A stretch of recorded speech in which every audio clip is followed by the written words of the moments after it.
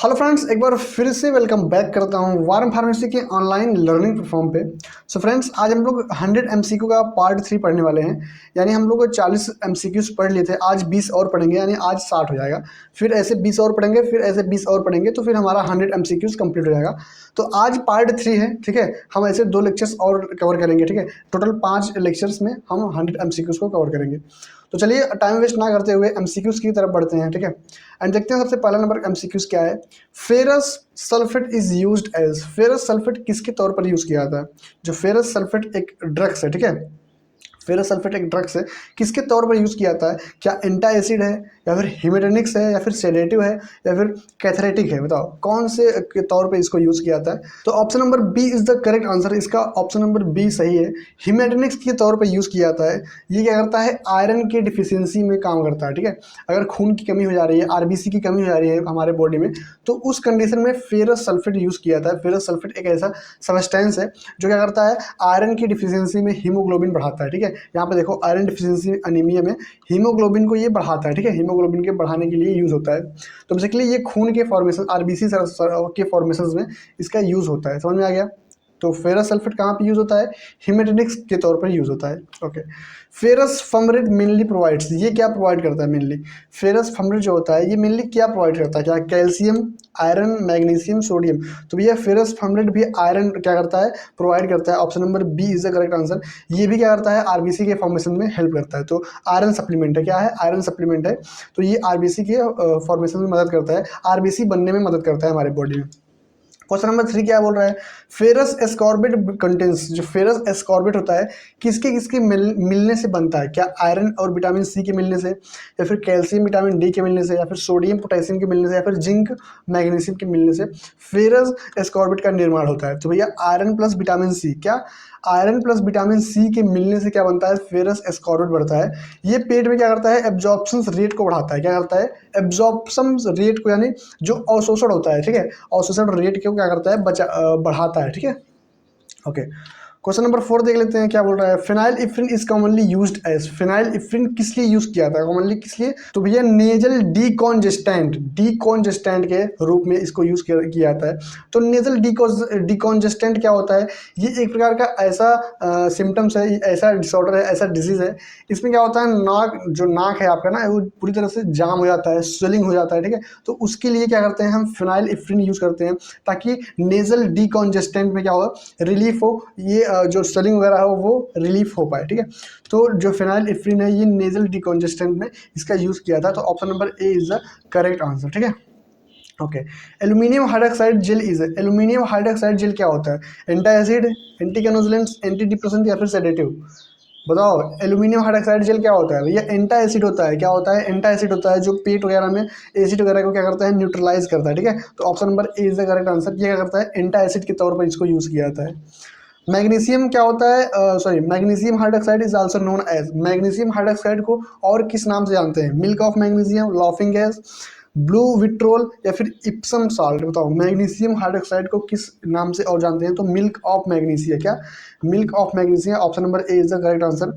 ये acidity and constipation, जो कब्ज होता है, क्या होता है, जो कब्ज होता है, ये दोनों को ट्रीट करता है, ठीक है। एसिडिटी अगर है या फिर कब्ज है, तो दोनों में ये क्या होता है, यूज होता है मिल्क ऑफ मैग्नीशिया, जिसको मैग्नीशियम हाइड्रोक्साइड के नाम से भी जानते हैं, ठीक है। क्वेश्चन नंबर 7 क्या बोल रहा है, sodium bicarbonate act as, sodium bicarbonate जो ड्रग्स होता है ये किसके तौर पर एक्ट होता है, एंटा एसिड, सेडेटिव, एंटीसाइकोटिक, या फिर एनास्थेटिक्स। तो भैया ये भी क्या होता है, एंटा एसिड के तौर पर ये एक्ट होता है। क्या ये भी न्यूट्रलाइज ही करता है, एक्सेस गैस्ट्रिक एसिड को क्या करता है, न्यूट्रलाइज करता है। जो पीएच बढ़ा रहता है या फिर क्या करता है, उसको न्यूट्रलाइज कर देता है, ठीक है। तो सोडियम बाइकार्बोनेट भी एक प्रकार का एंटा एसिड ही है, ठीक है। ओके। क्वेश्चन नंबर 8 क्या बोल रहा है, हेट्रोसाइक्लिक कंपाउंड्स कंटेंस, ये क्या बनाता है भैया, ओनली कार्बन एटम्स, या फिर कार्बन एंड हेट्रो एटम्स, या फिर ओनली हाइड्रोजन, या फिर मेटल्स, क्या बनाता है। तो भैया ये कार्बन एंड हेट्रो एटम्स बनाता है। रीजन क्या है, इसमें इसका जो स्ट्रक्चर, रिंग स्ट्रक्चर में नाइट्रोजन, ऑक्सीजन और सल्फर जैसे एटम्स मौजूद होते हैं। 9 नंबर क्वेश्चन क्या बोल रहा है, एमिट्रिप्टाइलिन हाइड्रोक्लोराइड इज, क्या होता है, एमिट्रिप्टाइलिन जो ड्रग्स होता है ये एक प्रकार का सेडेटिव है, या फिर एंटी डिप्रेसेंट है, या फिर एंटा एसिड है, या फिर एंटीसेप्टिक है। बताओ एमिट्रिप्टाइलिन क्या है, ये एक प्रकार का एंटी डिप्रेसेंट एजेंट है। क्या है, एंटी डिप्रेसेंट, जो हमारे ब्रेन को क्या करता है, डिप्रेस कर देता है, ठीक है। एंटी डिप्रेसेंट एजेंट क्या होता है, डिप्रेस करता है हमारे ब्रेन को ना, तो वही होता है। समझ में आ गया।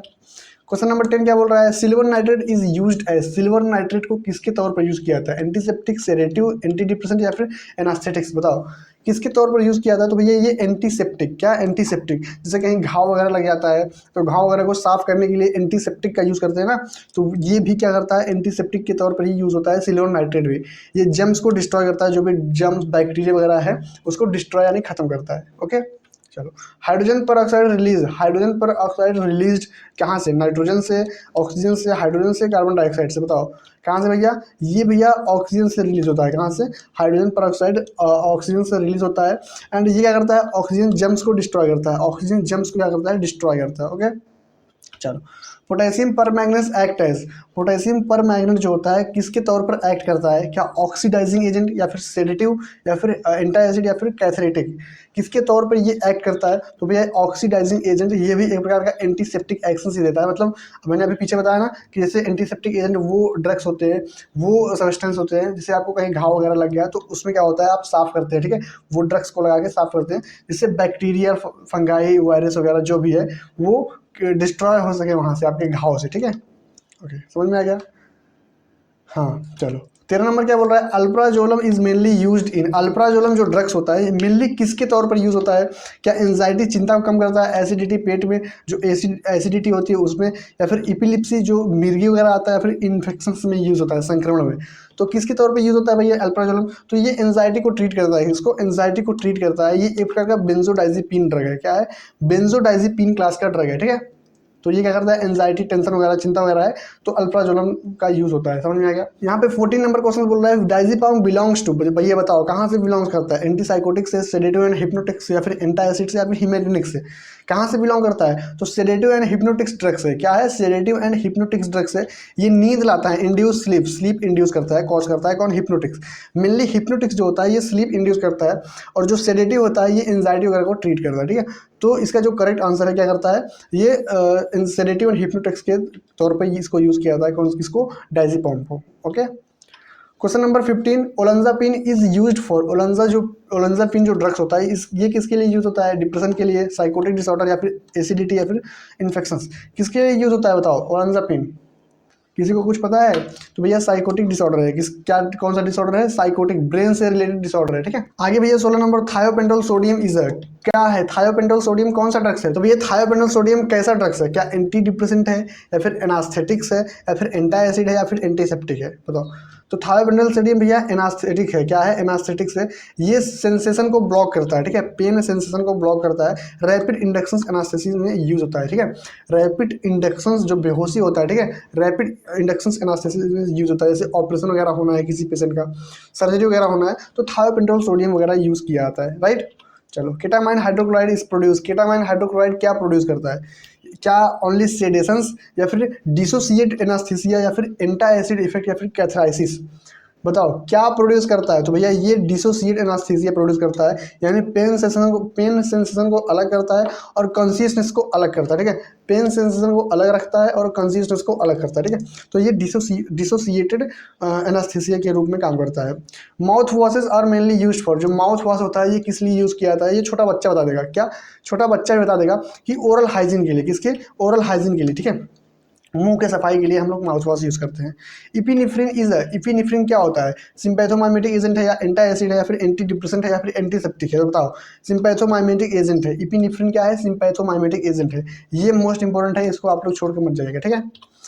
20 नंबर क्या बोल रहा है, फेनाटोइंस इज यूज्ड इन, फेनाटोइंस कहाँ पे यूज किया जाता है, कॉन्स्टिपेशन कब्ज में, इपिलिप्सी मिर्गी में, एसिडिटी या फिर अनीमिया खून की कमी में, बताओ कहाँ पे यूज किया जाता है फेनाटोइंस को।